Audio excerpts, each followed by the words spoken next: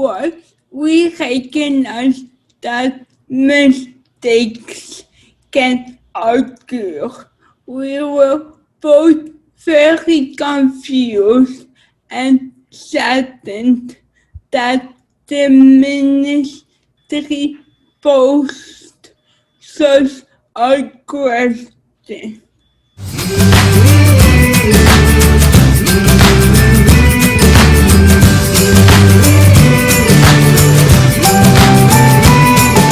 Hello everyone, happy Monday. We had planned on posting the first video from our series about the repercussions of the current pandemic about the daily lives of disabled persons, but then something that are good in our province got our attention. So, even though today's video will touch on things related to COVID, we are postponing the official start of our series to next month so we can address this recent matter. Don't forget to subscribe to our channel and follow us on social media to find out when that content will be released. On to today's topic. A few days ago, the Ministry of Education in Ontario sent a tweet out asking one of its followers, and I quote, "Please clarify what IEP means." For folks who are not familiar with this acronym, IEP is short for Individualized Education Program. What we recognize that mistakes can occur. We were both very confused and saddened that the ministry posed such a question. Individualized education programs, or IEPs, are essential tools that ensure academic success for many students. I know personally I would not have been as successful academically as I was if I did not have an IEP, as well as support such as my mom and certain school staff to help ensure my IEP was followed so that I had a so-called equal playing field to my peers who did not live with disabilities. It truly can be a life changer. IEPs are not only key for students themselves, but also for educators so that they can maximize learning opportunities for all of their students. IEPs allow educators to grasp the individualized needs of students and offer support in the best possible way. For instance, they may allow students to be evaluated in a quiet and secluded space or provide them with an educational assistant in classroom setting. It is important to note that IEPs are tailored to the capacities and needs of students and that ultimately not to IEPs are the same. Exactly. It's also important to note that implementation of IEPs within classroom setting is quite challenging in itself, even though they were first conceived as tools to support in-class learning. There are often barriers to implementing IEPs, such as school staff, such as teachers, who may not understand the importance of an IEP or who may not have the resources or capacity to follow the plan because they have such large classroom numbers, as well as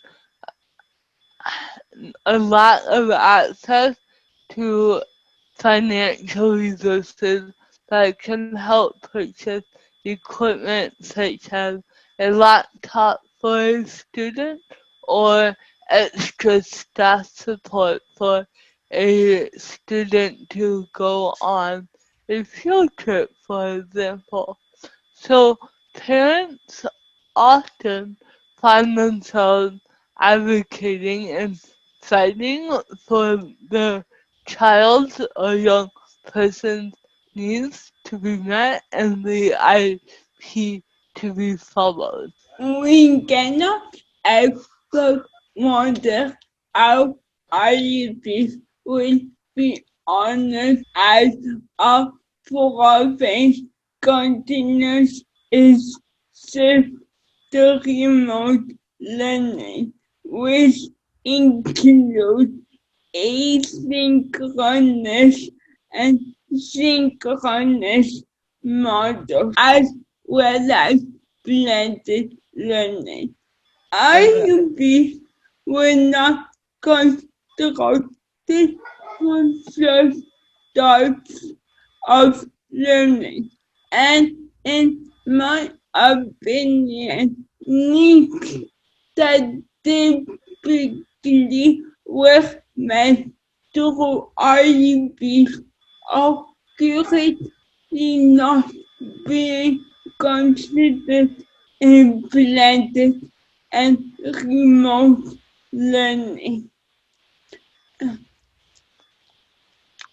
It is extremely challenging to implement accessible and inclusive practices suitable to all students when learning is not done within the actual classroom setting. Despite briefly mentioning IEPs in its policy program memorandum number 164, the Ministry of Education has not, as of yet, provided any guidance in terms of accessible and inclusive learning opportunities for students with an IEP. Though this might not be surprising for those who have been following our current government, it is quite alarming because it has many implications for students, parents, and educators alike. For students, it means they may not be able to learn to their full potential. They might be viewed as incapable of achieving a level of success that they actually could reach if they had the proper accommodations and supports in place, which could therefore have major repercussions in the future when they are trying to sort out post-secondary options, as they may not have been granted the same opportunities as students who do not require IEPs. For parents, the fight and battle to have their child's unique needs met within the school system has been extremely exhausting for as long as I can remember. And this extra barrier is only going to lead to more parental burnout and more cases of battles between school administration and caregivers of students. It is going to be a long and frustrating battle for many parents and caregivers. And finally, educators often truly want what is best for their students and are working really hard to meet the unique needs of many students at one time. Having a ministry that doesn't even recognize the actual existence of IEPs is concerning because it means teachers, educational assistants, and other school staff are less likely to have the resources and capacities they need to support their students' ultimate needs and success. Overall, it's going to be a challenging road, and we really hope the ministry can see this before it's too late and provide some assistance to help mitigate these challenges. Incorporation of IEPs within both blended and remote learning spaces is such a complex and crucial topic, and I think it will gain further traction as this new school year begins. Yeah. Please let us know your thoughts in the comment section below. Thank you for listening.